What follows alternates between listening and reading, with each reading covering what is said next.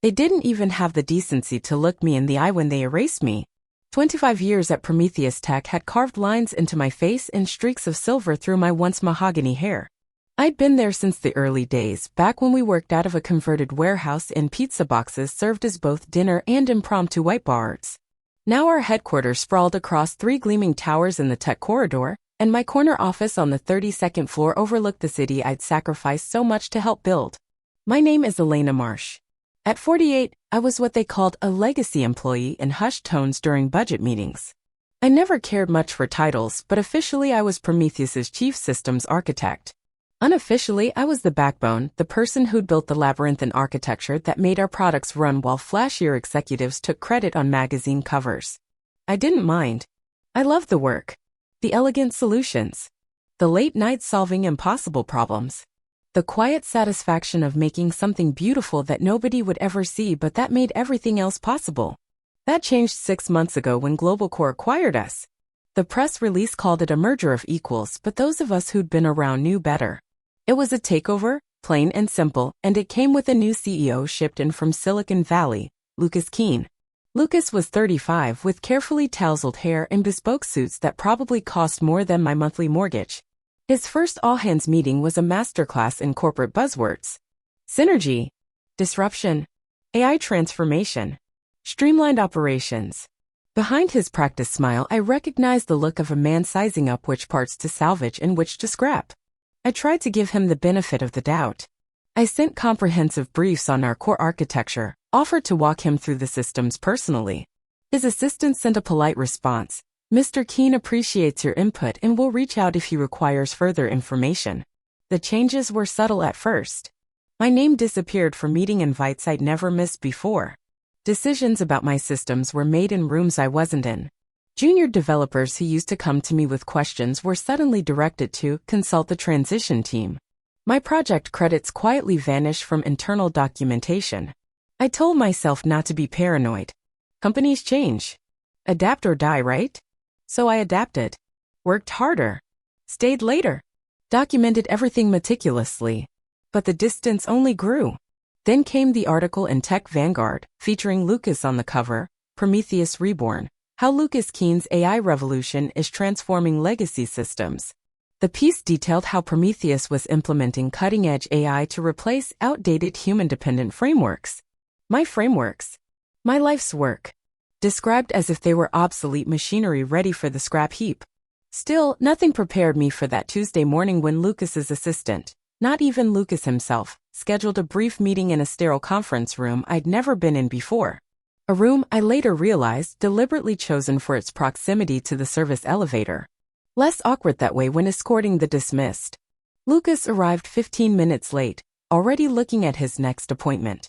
Human Resources sat silently beside him, a folder containing my severance package placed precisely at the table's center. Elena, Lucas smiled without warmth, his eyes fixed somewhere over my left shoulder. Thank you for your many years of service to Prometheus. As you know, we're undergoing a significant digital transformation. I nodded, feeling strangely calm despite the thunder in my chest. We've developed a proprietary AI system that can now handle the architectural maintenance and development work you've been doing. The NARA system, Neural Architectural Reasoning Assistant, is already outperforming our expectations. NARA. My stomach clenched. That had been my project codename back in 2011. They hadn't even bothered changing the name. This is part of a broader streamlining effort. Lucas glanced at his watch. The severance package is generous. 6 months salary, extended health benefits, outplacement services.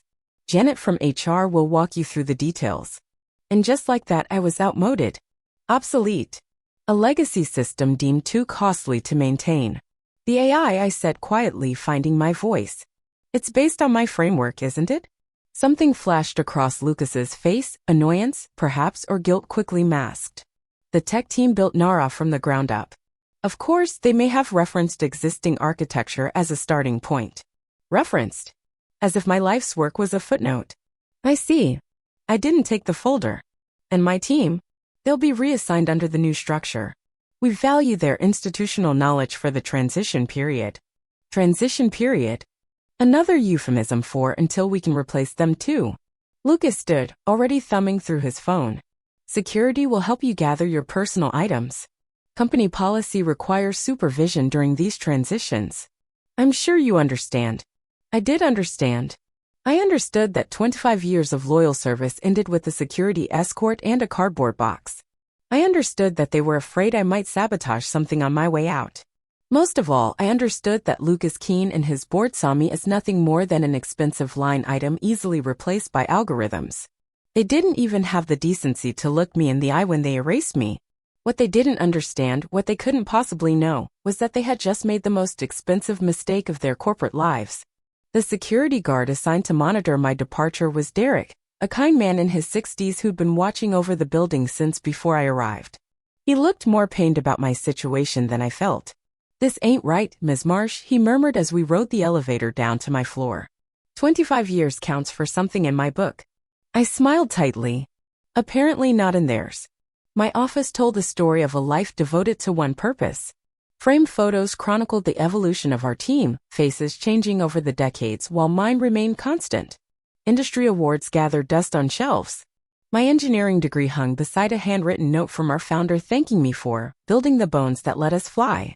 I should have felt something profound as I packed away these artifacts, rage, perhaps, or crushing despair. Instead, I moved with mechanical efficiency, cataloging what to take and what to leave behind. Derek waited respectfully by the door, averting his eyes when I paused over certain items. We both pretended not to notice when I wiped away a tear after finding the birthday card my team had given me just 3 months earlier, their signatures and inside jokes now artifacts of a vanished world. "Take your time, Ms. Marsh," Derek said gently. As I pulled open my bottom drawer, my hand brushed against something hard and plastic. Pushed to the back was an external hard drive I'd almost forgotten about, dusty black with a faded label reading Mroot. My heart skipped. Mroot. Marshroot. The original architecture I'd developed before joining Prometheus. The framework I'd brought with me and expanded upon, but never formally signed over. A memory surfaced, our previous legal counsel, now long retired, suggesting I formalize the ownership of my pre-Prometheus code. "Just housekeeping," she'd said. The paperwork had gotten buried in the chaos of a product launch. I'd meant to circle back to it but never did. Technically, Mroot remained mine. I slipped the drive into my purse just as Melissa from HR appeared, clipboard in hand. "Elena, I need to have you sign these before you go," she said with practiced sympathy. "Standard confidentiality agreements restating what you signed when you joined." I scanned the documents. They covered confidential information acquired during my employment, fair enough. But they couldn't claim what I'd created before Prometheus. What I'd brought with me. I signed where indicated and handed back the clipboard. "I'm truly sorry about this," Melissa whispered. "It was an executive decision." I nodded. "Just business, right?" The walk through the open office was excruciating. Colleagues glanced up from monitors, then quickly away, a mixture of pity and relief that it wasn't them. My team stood awkwardly by their desks, unsure whether acknowledging me would mark them as next. Only Raj, my senior developer, broke ranks to give me a quick hug. "This is bullshit," he whispered fiercely. "Look after them," I murmured back. Outside, spring sunshine mocked the cold void opening inside me.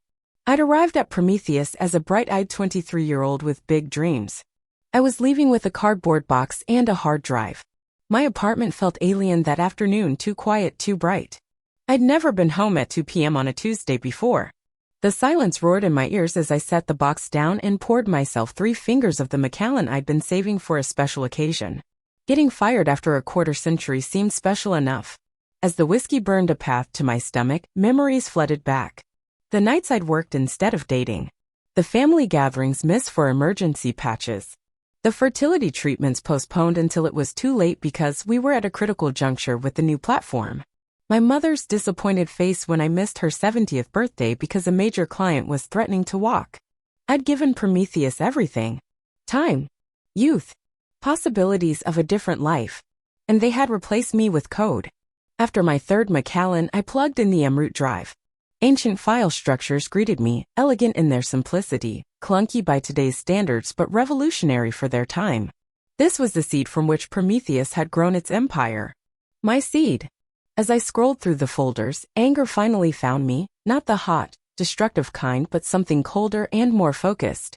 Lucas hadn't just discarded me, he'd built his shiny new AI on the bones of my work without understanding its heart. My phone buzzed with messages from former colleagues expressing shock and support. Raj's text caught my attention. They're already having problems. The AI made assumptions about dependency chains that aren't holding up. I wasn't surprised.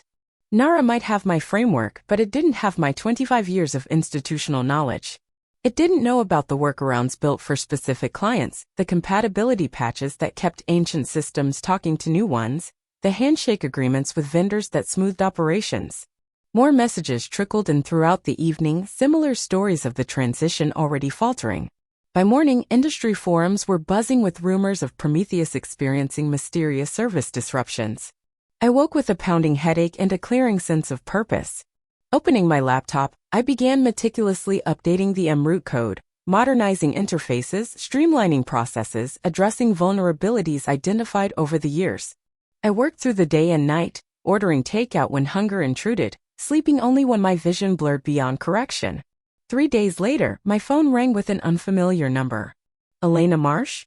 A crisp, authoritative voice. Speaking. This is Deidre Kwan, CTO at Zenora Systems. My pulse quickened. Zenora was Prometheus's most aggressive competitor. I heard what happened at Prometheus, Deidre continued. Their loss is inexplicable to those of us who know your work. Thank you, I said cautiously. I'll be direct. We've been trying to crack the elegance of Prometheus's core architecture for years. Now I'm hearing they're dismantling it in favor of an AI solution that's already creating problems. I remained silent, letting her continue. I think there might be an opportunity for us to talk. About your future.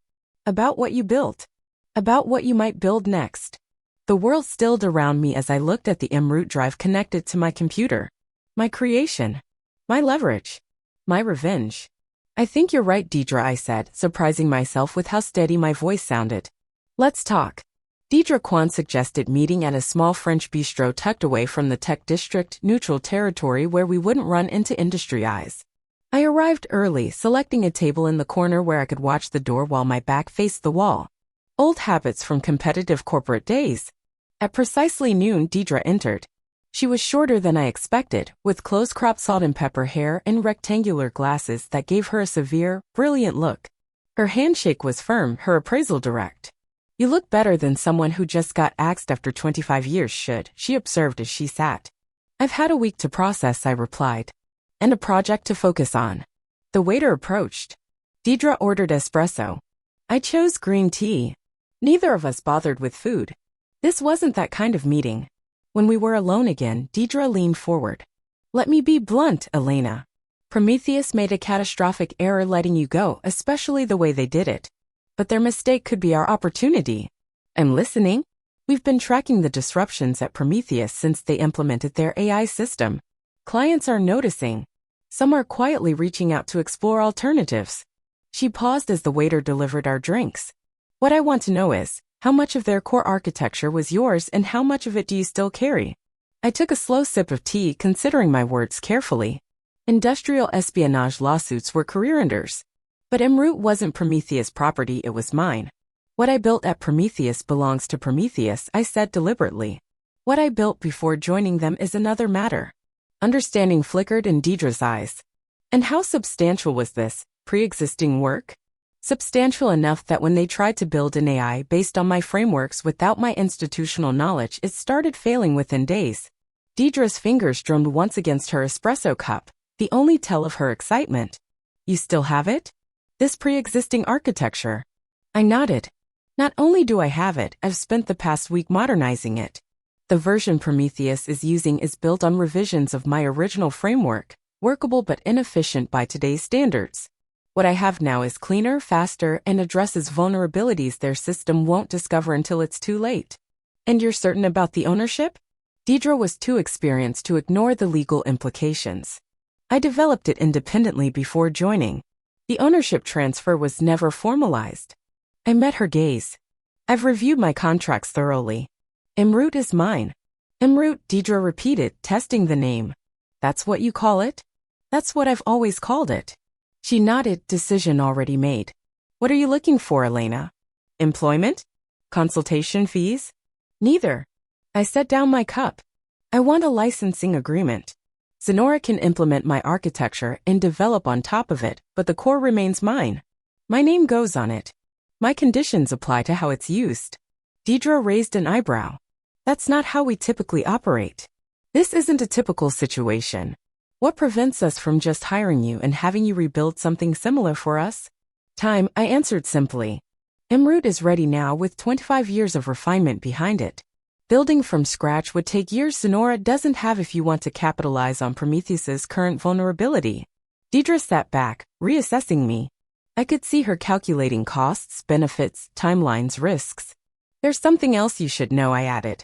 Lucas Keene is calling it NARA, Neural Architectural Reasoning Assistant. But it's a facade. They've built a slick AI interface on top of elements of my architecture without understanding the interdependencies. The system looks impressive in demos but will become increasingly unstable as it tries to evolve beyond its foundations. And your system doesn't have these limitations? My system was designed to be expanded indefinitely. That's why Prometheus lasted as long as it did without major overhauls. Deidre drained her espresso. I'll need to see proof of concept. And our legal team will need to verify your ownership claims. Of course, if everything checks out. She paused. What would you call your compensation expectations for such a licensing agreement? I named a figure that made her blink. That's ambitious. That's fair, I countered. Especially considering what it would cost Sonora to develop independently, and what it will be worth when Prometheus's clients start jumping ship. Our conversation shifted to technical specifics after that. I outlined Emerald's capabilities without revealing its exact mechanisms. Deidre asked sharp, incisive questions that confirmed her technical brilliance. By the time we finished our drinks, we had the skeleton of an understanding. I'll take this to my board, Deidre said as we prepared to leave. If they approve, our legal team will draft terms. I look forward to hearing from you.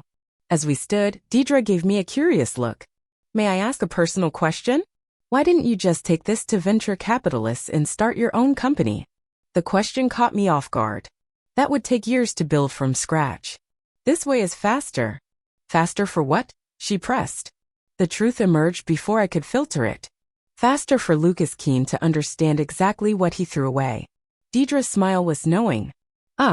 This isn't just business for you. It's mostly business, I replied. But I won't pretend there isn't an element of personal satisfaction involved. Revenge is a powerful motivator, she observed. Just make sure it doesn't cloud your judgment. It won't, I assured her. In fact, it's bringing everything into perfect focus. Walking back to my apartment, my phone buzzed with a text from Raj. Systems crashed again today. 3 major clients threatening to pull contracts. Lucas looking for scapegoats. You dodged a bullet. I smiled grimly. No, I hadn't dodged anything. But I was about to fire back.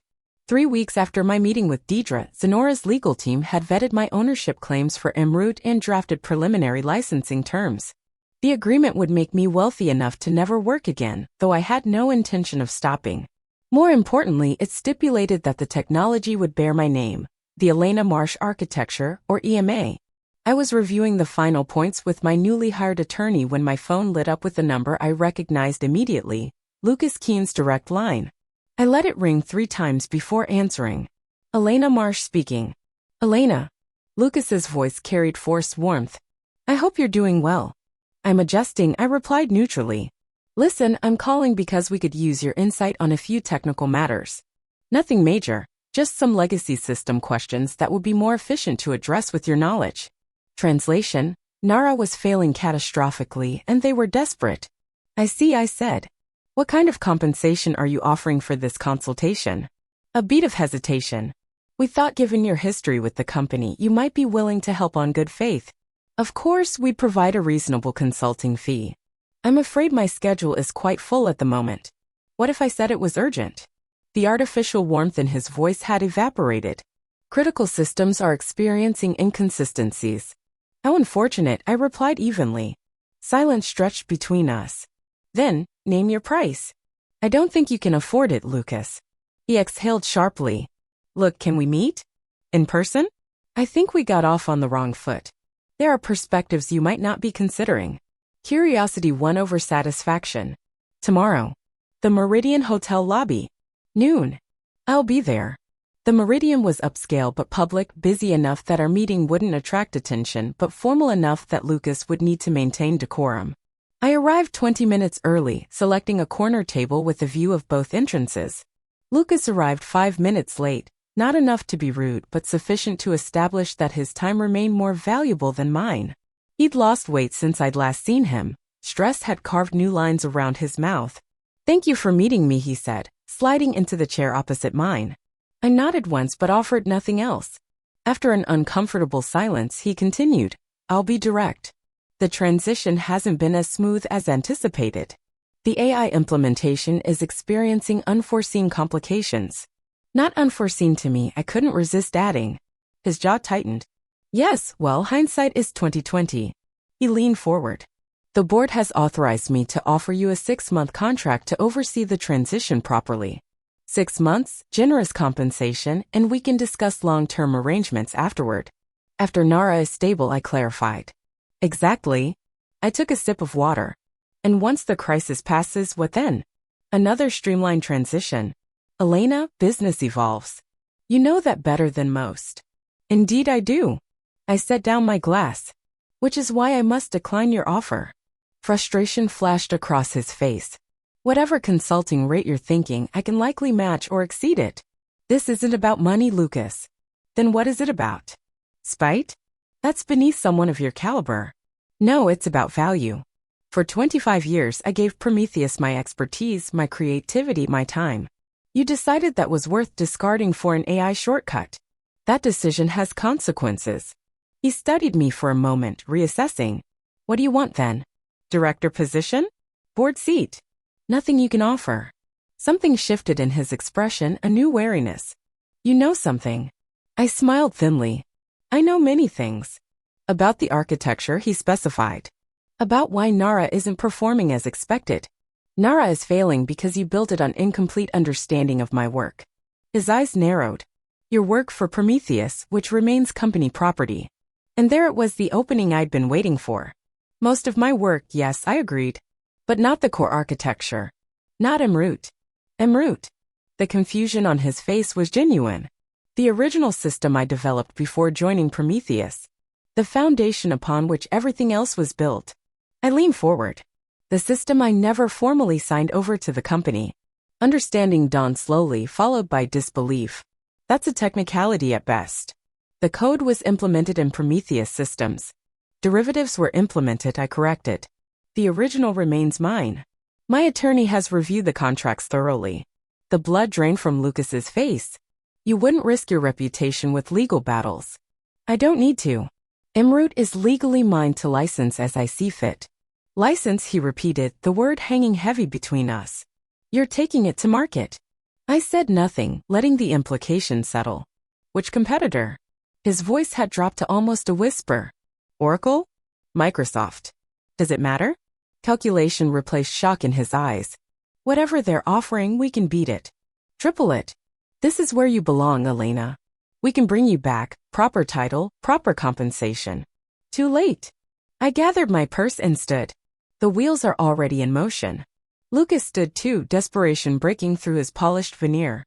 "This is a mistake. You're acting emotionally." "No, Lucas.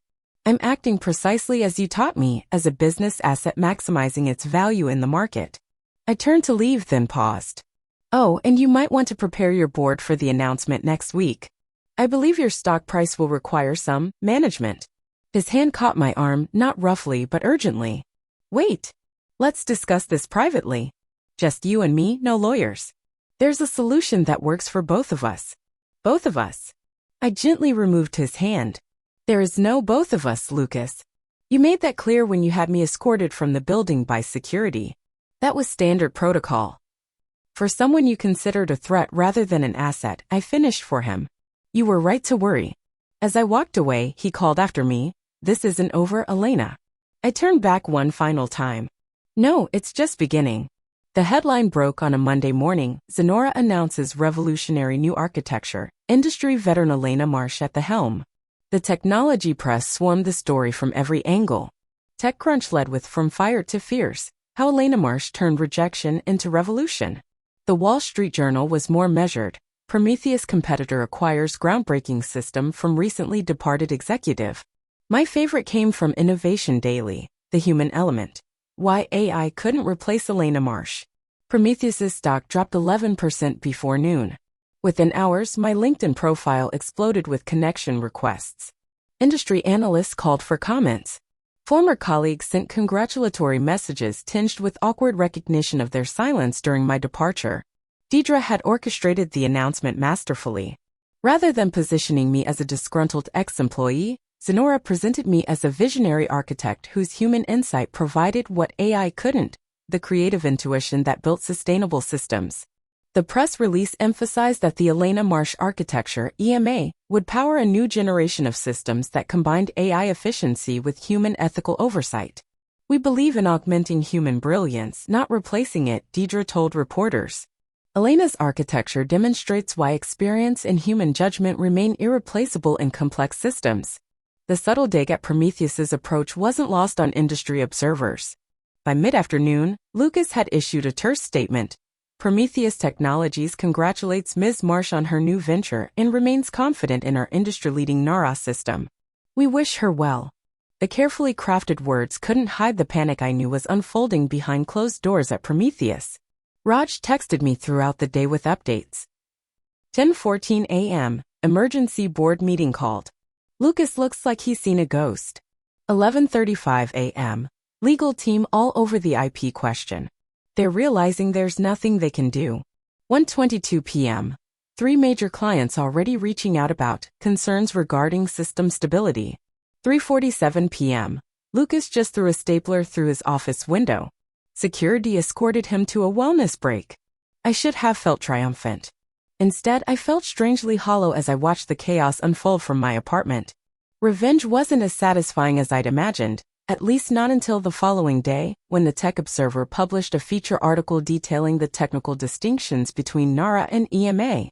The journalist had somehow obtained an internal Prometheus memo from Lucas to the board, written 3 weeks before my termination. The Marsh systems, while functional, represent outdated thinking tied to sentimental attachment to human oversight. Nara eliminates this unnecessary cost center. Elena Marsh herself represents a significant financial liability given her salary versus the operational cost of Nara. Her institutional knowledge, while extensive, can be algorithmically captured without the emotional baggage and resistance to innovation that comes with veteran employees. Emotional baggage. Resistance to innovation. Sentimental attachment. The memo continued, we recommend an accelerated transition with minimal advance notice to prevent system sabotage, followed by standard security protocols. The public reaction was swift and devastating. Tech forums exploded with engineers condemning Prometheus's approach. Former clients issued statements reviewing their contracts. Industry leaders posted about the importance of respecting veteran talent. By evening, Prometheus's stock had fallen another 15%. The board called an emergency press conference where they announced Lucas was taking a leave of absence while they reevaluated their AI implementation strategy. That night, as congratulatory messages continued flooding in, I received an email from an address I didn't recognize. The subject line read simply, "You win." The message contained just 2 paragraphs. The board asked for my resignation this afternoon. You'll be pleased to know they cited catastrophic misjudgment of key personnel value among their reasons. I still believe AI is the future, but I should have seen that you were too. Congratulations on your spectacular revenge. You've earned it. Okay. I stared at the screen for a long time before closing the email without replying. There was nothing left to say. The following weeks passed in a blur of meetings, presentations, and implementation planning. Zenora fast-tracked EMA into their development pipeline, and preliminary tests showed performance exceeding even my optimistic projections. More satisfying than the technology success was watching former Prometheus clients signing with Zenora. Each contract represented validation, proof that what I had built mattered, that I mattered. A month after the announcement, as I was leaving Zenora's offices after a long strategy session, Deidre walked me to the elevator. You know what impresses me most, she said. You didn't just win, you changed the conversation. Every tech CEO is suddenly talking about the value of human expertise again. I smiled. Sometimes people need a reminder that algorithms can't replace experience. True. She pressed the elevator button. By the way, Prometheus announced their new CEO this morning. Raj Mehta. Seems they're pivoting back to human-led innovation. My heart swelled with pride. Raj was brilliant, ethical, and deeply respectful of the engineers who built the systems that powered everything. He'll do an excellent job, I said. Much better than I would have. Deidre raised an eyebrow. You never wanted that role? Never. I'm an architect, not a politician. I build things, I don't manage people building things. Well, whatever your motivation, you've created quite a legacy, she said as the elevator arrived. Not bad for someone who was supposedly obsolete. The doors closed on her knowing smile, leaving me alone with the reflection of a woman who looked remarkably like me, but different somehow. Stronger. More certain. Elena Marsh 2.0. Upgraded but not replaced. 6 months after joining Zenora, I hardly recognized my life. My apartment had been traded for a spacious condo overlooking the water. My calendar, once dominated by implementation meetings and code reviews, now balanced strategic consultations with speaking engagements and mentoring sessions. The industry that had once taken me for granted now sought my opinion on everything from ethics and AI to sustainable architecture development. Universities invited me to lecture. Tech conferences featured me as a keynote speaker. A major publishing house had approached me about writing a book on human-centered system design. More meaningful than the professional recognition was the change in how I approach work itself. For the first time in decades, I set boundaries. I took weekends off. I reconnected with old friends. I even started dating again, awkwardly at first, then with growing confidence. My relationship with Zenora evolved as well. Rather than joining as an employee, I maintained my independence, consulting not just for them but for a carefully selected portfolio of clients who shared my vision of technology that enhanced human capability rather than replaced it. The Elena Marsh architecture had become an industry standard, with my licensing terms requiring ethical implementation and fair treatment of the engineers who worked with it. Each company that adopted EMA signed a human value agreement, ensuring that the system would augment rather than eliminate skilled workers. Some called it idealistic. I called it necessary. On a crisp autumn morning, I found myself walking past Prometheus headquarters on my way to a meeting. I hadn't planned the route. My feet had simply carried me there out of old habit. The building looked smaller somehow, less imposing than I remembered. Workers were removing the large Prometheus sign from the lobby entrance. A new logo was being installed, simpler, less grandiose. A young woman exited the building, walking with the hurried purpose I recognized from my own early career days. She nearly bumped into me before looking up from her phone. Oh, I'm sorry, her eyes widened with recognition. You're Elena Marsh. I smiled. I am. I'm Sophie Chen. I'm on the architecture team under under CEO Mehta. She blushed. We study your systems in our training program now. Raj, Mr. Mehta, makes sure every new engineer understands how EMA works before they touch a line of code. That sounds like Raj, I said warmly. How are things inside? Different. Better. She glanced back at the building. We're rebuilding a lot of what was dismantled. Mr. Mehta says we're creating something that respects both the technology and the people who create it. My throat tightened unexpectedly. I'm glad to hear that. Would you? She hesitated. Would you ever consider coming back? Even just to visit? The team would be honored. The question caught me off guard. 6 months ago, I would have laughed bitterly at the suggestion. Now I found myself considering it. Perhaps someday, I said. Under the right circumstances. She nodded eagerly. Of course. Well, it was amazing to meet you. You're kind of a legend to us newer engineers. A legend. The word felt strange, both flattering and distancing. Just remember, I told her, legends are made by people who refuse to become footnotes in someone else's story. After she hurried away, I stood for a moment longer, watching workers carefully remove the old signage. The metaphor wasn't lost on me, one identity being replaced by another, hopefully better one. My phone buzzed with a notification from my calendar. I had a mentoring session with young women in STEM at the community college, one of the initiatives I'd started with some of my newfound wealth and influence. As I turned away from Prometheus, my reflection caught in the glass doors, silver hair framing a face with new laugh lines, standing straight-backed and confident. Not the same woman who had been escorted from that building 6 months ago with a cardboard box and shattered confidence. They had replaced me with AI. I had replaced them with something far more powerful, myself, unleashed and unbound.